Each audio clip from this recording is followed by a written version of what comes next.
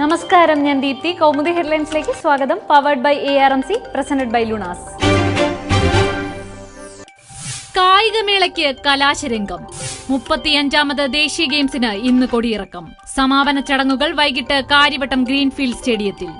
54 സ്വർണവുമായി കേരളം രണ്ടാമത്. ഓവറോൾ ചാമ്പ്യന്മാർ സർവീസസ്. സ്വർണ്ണ നേട്ടം 91. മേളയിലെ മികച്ച പുരുഷ താരമായി സാജൻ പ്രകാശ്. ഗെയിംസിൽ സാജന്റെ നേട്ടം 6 സ്വർണം ഉൾപ്പെടെ 9 മെഡലുകൾ. ഒളിമ്പിക് യോഗ്യത നേടി സാജൻ, എലിസബത്ത് സൂസൻ, അനിൽഡ തോമസ്, അനുരാഘവൻ. മെഡൽ ജേതാക്കൾക്ക് ഉടൻ ജോലി നൽകുമെന്ന് മുഖ്യമന്ത്രി. അധികാരത്തിന്റെ രണ്ടാം ഖണ്ഡം. ആത്മി അധികാരത്തിൽ. ഡൽഹിയുടെ ഭരണപഥത്തിൽ അരവിന്ദ് കെജ്രിവാളും 6 അംഗ ആപ് സേനയും. ഇന്ദ്രപ്രസ്ഥത്തിൽ ആദ്യ ഉപമുഖ്യനായി മനീഷ് സിസോദിയ. ആഭ്യന്തരവും ധനവും ഊർജവും കെജ്രിവാളിന്. സിസോദിയയ്ക്ക് വിദ്യാഭ്യാസം, മരാമത്ത്, നഗരവികസന വകുപ്പുകൾ. സത്യേന്ദ്ര ജെയിൻ വ്യവസായ മന്ത്രി. നിയമവകുപ്പിൽ ജിതേന്ദർ തോമർ. അസിം അഹമ്മദിന് സിവിൽ സപ്ലൈസും സന്ദീപ് കുമാറിന് വനിതാ ശിശുക്ഷേമവും. ഗതാഗത വകുപ്പിന് സാരഥിയായി ഗോപാൽ റായി.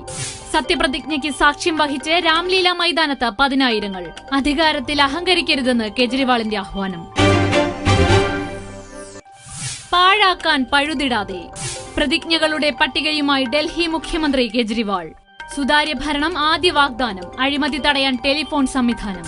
ജൻലോക്പാലിന് പ്രഥമ പരിഗണന. മന്ത്രിമാരുടെയും ആത്മീയ MLA-മാരുടെയും പ്രവൃത്തി സമയം 24 മണിക്കൂർ. വാഗ്ദാനങ്ങൾ പാലിച്ച് 5 വർഷം തുടരും. ഡൽഹിയിൽ പള്ളികൾക്ക് നേരെയുള്ള ആക്രമണങ്ങൾ പ്രതിരോധിക്കും. ആം ആദ്മിയെ തുണച്ച് എല്ലാ വിഭാഗം ജനങ്ങളെന്നും മുഖ്യമന്ത്രി. മുറിവുണക്കാൻ മുന്നോട്ട് തന്നെ.